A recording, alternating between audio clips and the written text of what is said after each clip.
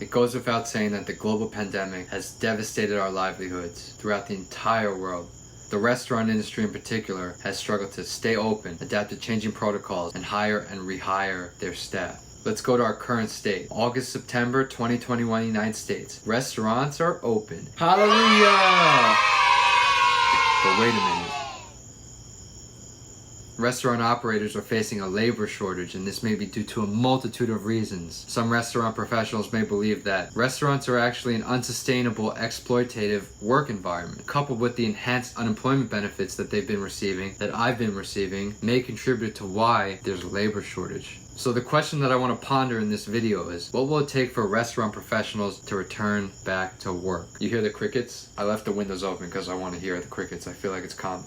I'll be honest with you, a lot of my friends, a lot of my former colleagues are not going to like this. I do not want to return to any type of restaurant job. Now, before I explain why, if you don't know me, a little bit about myself. I have 5 years of restaurant experience, mostly in New York City, in fine dining and casual restaurants, in Italian cuisine, as well as Asian cuisine, and I've done almost every position from back server, bartender, cook, and dining room manager. Aside from that, I've bettered my skills outside of the restaurant by learning a lot about beverage, wine. I went to cooking school. I also hold certified sommelier certificate.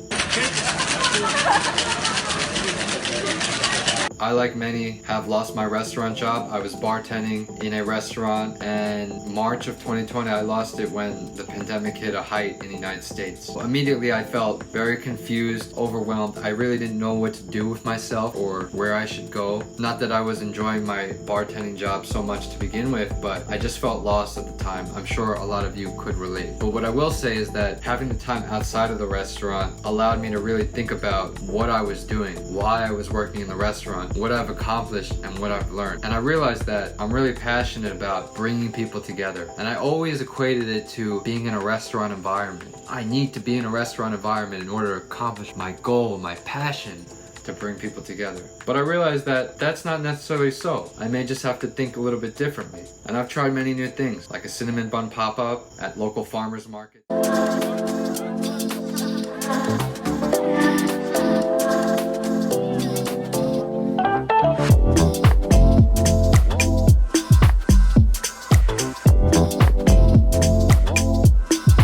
Virtual cooking classes, building my online presence on social media now. So I'm not saying that these are viable streams of income right now. I think with time and practice, just like anything, it can grow and it could be a viable stream of income. What I realized too is that when I was working in a restaurant, I really just put my head down and didn't have any type of social life. I would hang out with only my restaurant friends. I would just work, and I really didn't have any time for my family, my friends outside of the restaurant, or a lot of holidays or free time. It was just all restaurant 100%. You know, that's the life you live. I feel like the actual restaurant model, the system, is just very inefficient for the actual workers and for the restaurant operator itself. The bottom line is that in order to run a restaurant, there are high costs and it requires a lot of manpower. So let me break down how a restaurant works so you can get an idea of the costs. And I'm gonna oversimplify this. This is just an example. Let's talk about a table service restaurant. Okay, this is not a fast casual restaurant. This is a restaurant where you sit down, you order the food with the server, someone brings it to you, the cooks cook it, that sort of restaurant. In this type of restaurant model, there are the cooks,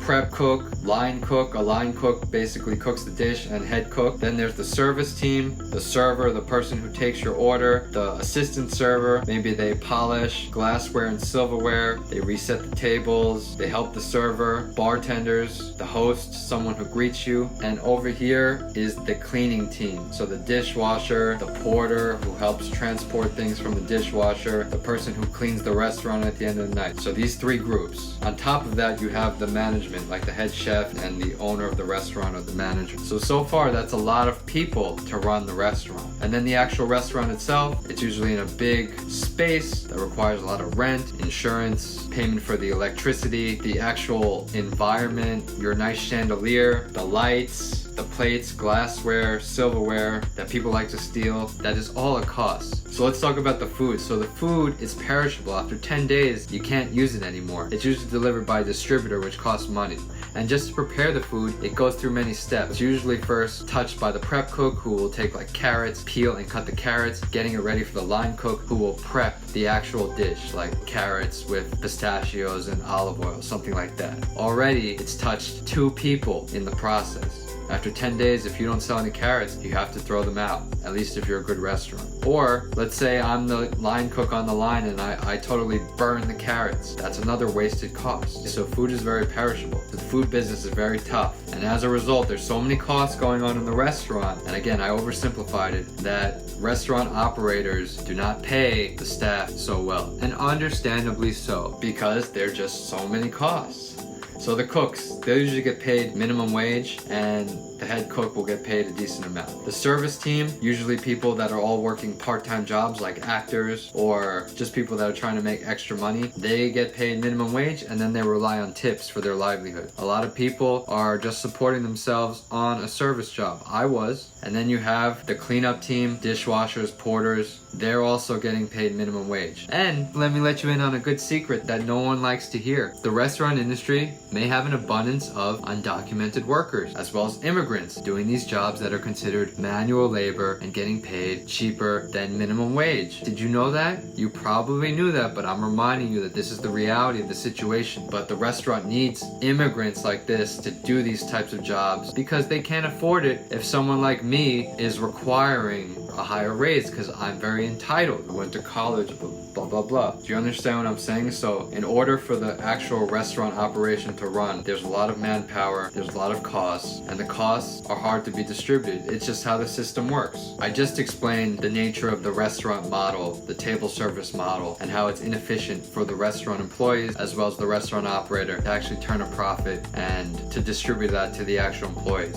Keeping that in mind, me as someone who is super passionate in working in a restaurant, bringing people together, I was truly happy when a guest enjoyed their meal because I feel like I brought positivity to their day. Like no matter what they were feeling, if I could do something just to make them a little bit happier, just by saying hello or like recommending a dish that they really enjoyed, that would mean the world to me. At the same time, when I was working in the restaurant, I had no work-life balance. A lot of times I was working 6 days a week, I was working nights, working weekends. I realized that it would be hard for me to cook a home-cooked meal for my family 1 day a week. My own family. I'm just giving a hypothetical example. Due to the nature of this job, you know, there might be different timings like night and day. It would be hard to raise a family. So after rationalizing that to myself, I realized this life is not worth it. Now from the worker's perspective, a lot of restaurants don't offer paid time off. You have to work on the holidays, weekends, nights. There's no really work-life balance, right? Just kind of burn out and make money. Also, let's keep in mind that working in a restaurant is physical work. And there's nothing wrong with physical work, but a lot of times most restaurants don't have health insurance like any other job. And if you want to raise a family too, health insurance is very important. I just think the traditional table service restaurant operation, it's just a high intensity, high pressure environment. And I'm saying this from experience. You can see on TV Gordon Ramsay and all these crazy food shows. They really heighten this vibe and strict chef and everything. It's not like that in the restaurant, but it is very strict. It's a high pressure environment. A lot of times your colleagues are pushed to their limit because they're overworked, they're stressed, and they don't have support. And a lot of times a nice, inclusive, calm conversation can turn into an argument or a confrontation between your staff. There's a study that compares being in the military to being a cook in a restaurant just because it's so strict and rigid. No one ever really talks about the mental health of restaurant employees, you know, because they're kind of countering culture from society, working nights. They only have time to spend time with each other. They don't really venture out to other people in society. I want to really say that mental health of restaurant professionals is very important. And when you're getting screamed at by your head chef or your manager for doing something, it doesn't help the cause. And then you're dealing with guests that are screaming at you too or upset. There's no mental health support for this type of industry or guidelines or being taught how to adequately take care of ourselves. I'll give you an example. My first real New York City restaurant job, I was a back server in this restaurant. I remember I was so bad, like I couldn't carry plates in my hand, I didn't know what to do, I felt really out of place. There was one night where one of the lead servers, and she eventually became one of my managers, I was with her in this area of the restaurant and she was giving me her style of doing things her way. I was her assistant server. Basically, I just cleared dirty plates, I reset tables, I assisted her. So she was talking super fast in a New York accent. accent and I couldn't really understand it. So I took out my handy dandy pad, because that's how I like to learn. I like to write things down. I started writing down notes as she was talking. But she flipped out on me and she started screaming. She's like, "You can't learn like this. Like, what do you think you're doing? Blah, blah, blah, blah."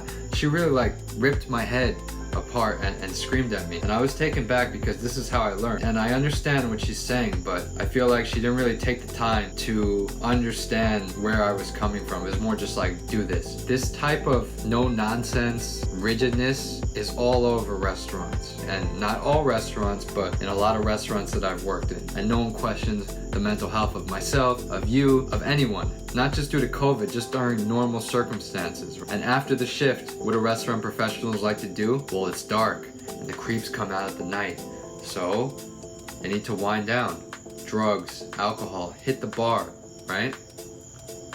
But this cycle is not healthy. It doesn't help your mental health. It's commonplace, to be honest. I didn't really enjoy that part of the industry. I feel like the restaurant industry, like many industries, needs rules, structure, inclusiveness, and professionalism. It's not gonna happen overnight. Just being out of the restaurant, I realized that there's a lot of work to do. You know, when you're in it, you don't really question it that much. When you're out of it, you're like, oh, you know, that didn't make sense. Also, another point, job security and contracts. A lot of times, formalized 9-to-5 jobs, you have a contract. Restaurants are not so secure from time to time. They don't give you a contract declaring how much money you'll make from this sort of time. There's really not so much of that. Again, another reason why it's hard to raise a family and think long term in the industry. So to recap, it's hard to maintain a work-life balance. Most restaurants don't have health care. The mental health of the actual industry. Lastly, there's no contracts, there's no job security. These are 4 reasons from the restaurant professional's perspective of why it may not make sense to return to a restaurant. This is my opinion. Basically, you're hearing Michael like, oh, you're just complaining, you don't want to return to the industry, that's fine. You're offering no solutions. I hate when people just complain and they don't offer any solution. And I'll be honest with you, I don't have all the solutions. I'm just kind of sharing with you my opinion after a lot of thought. But I think the whole thing really comes down to awareness. So awareness from the guests, the people that dine in the restaurant. Understanding that it's a luxury to dine in a table service restaurant. In this world that we live in, with convenience, we're disconnected to our food. You know, you can go to the supermarket, you can buy frozen food and just throw it in the microwave, or you can get food delivered just like that. So a lot of us are disconnected from the food and just demand it right away without knowing how much hard work, time, and money goes into it. Your food was made by immigrants that were paid very little. So guests, please understand that the next time you go to a restaurant and have a great experience. If the employees are not happy, then all restaurants will just close.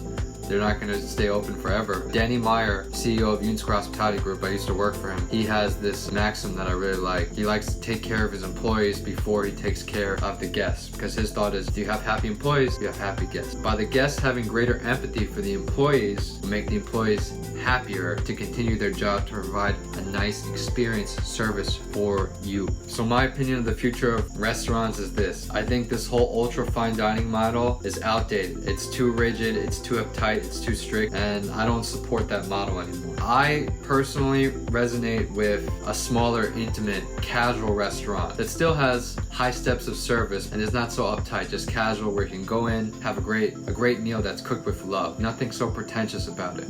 With that, the restaurant should be equipped with different revenue streams. So it should be optimized for takeout, pickup, and delivery. This is just the nature of the world, so we have to adapt and adjust. I think by having a smaller restaurant, or it could be a larger restaurant, but I just think this like fine dining model is just too much manpower, too many resources, and the environment is not good for the workers, and it's hard to make money. The main thing, I think, better working conditions. If restaurant professionals like myself really want our careers to be restaurants, I want to be assured that I have somewhat of a work-life balance, that I could take time off with my family, that I have health insurance, that I have a contract, that I won't be fired tomorrow because they're cutting down or they need to let go of someone, and that the environment will be more inclusive and accepting and less uptight. You know, mental health is really important. That's my hope for restaurants in this new age that we're living in. And I know it's hard now, but like anything, we've been doing something a certain way for a long time, and I think it's time to change. And I'm not saying lose restaurants, I'm just saying we need to think about them differently.